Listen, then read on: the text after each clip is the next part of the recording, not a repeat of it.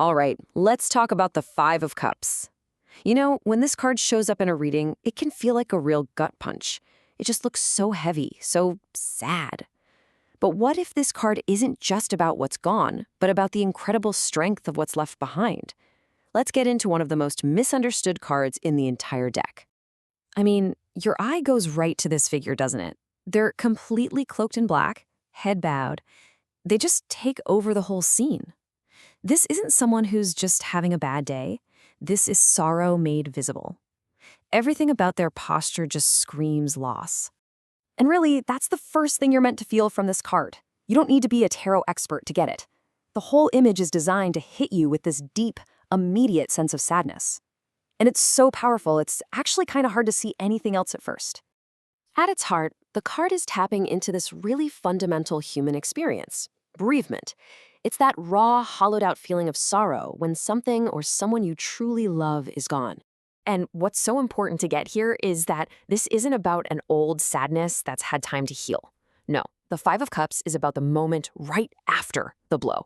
It's when the pain is sharp, it's fresh, and it feels like it's the only thing in the world. So let's take a look at what this grieving figure is staring at so intently. Right there in front of them, you see 3 cups knocked over, their contents all spilled out. This is it. This is the spilt milk that everyone talks about with this card. And the core meanings are pretty straightforward, right? Loss, bereavement, regret. These 3 words are the foundation of what this card is trying to tell us at first glance. It's all about what's happened and the emotional mess it's left behind. And this can show up in all kinds of ways, right? It's that heavy feeling of regret, wishing you could just have a do-over, or maybe just kicking yourself because you think you made the wrong choice. It's that moment of just staring at what's been spilled and feeling nothing but disappointment. It all feels pretty hopeless, doesn't it? But, you know, with tarot, there's always more to the story. So we have to ask ourselves, is this card really just about sitting in that sadness? Is that all there is? Well, this is where the card gets really interesting. It's not just about what's been spilled, it's about what's still standing. This is the moment where we have to consciously choose to shift our focus, just like the person on the card has to, eventually. Okay, look closer now. Just behind the figure, do you see them? There are 2 cups standing there, perfectly upright, still full.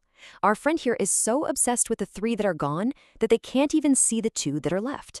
Right now, that loss is everything.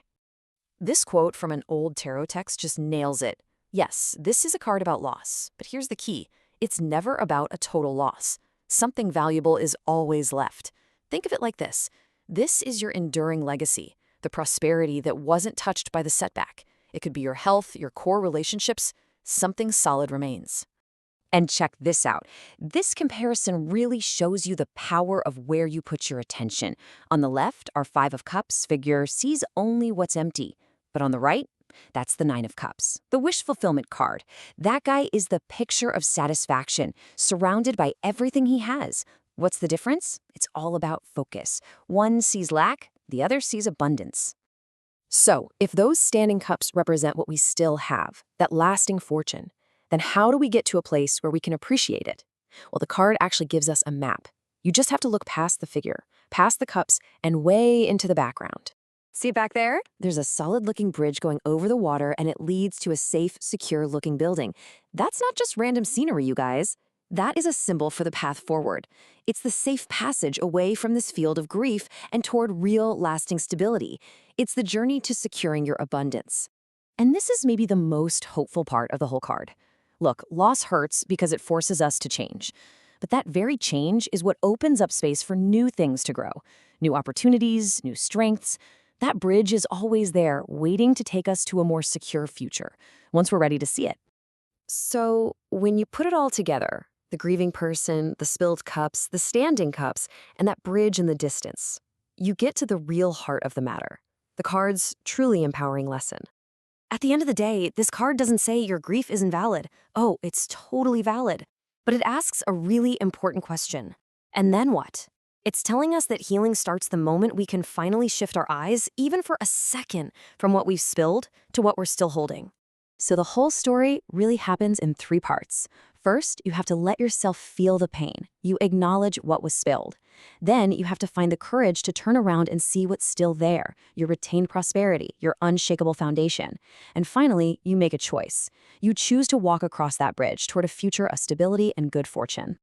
So you see, the Five of Cups is basically holding up a mirror. It's not just telling you a sad story, it's asking you a direct question. When life deals you a blow and things get spilled, where are you going to put your focus? On the empty cups right in front of you, or on the full ones and that bridge that's waiting for you just behind? The choice, as always, is yours.